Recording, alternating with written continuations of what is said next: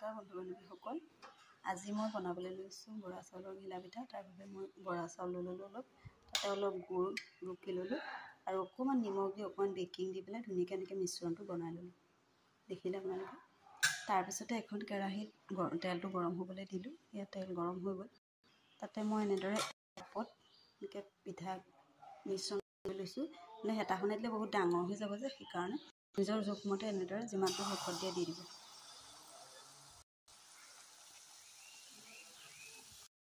লগালগ লৰাই নিব, লগালগ লগাই মানে পিঠাটো ভাগি যায়। এনেদৰে অকণমান ফুলি আহিবলৈ দিব।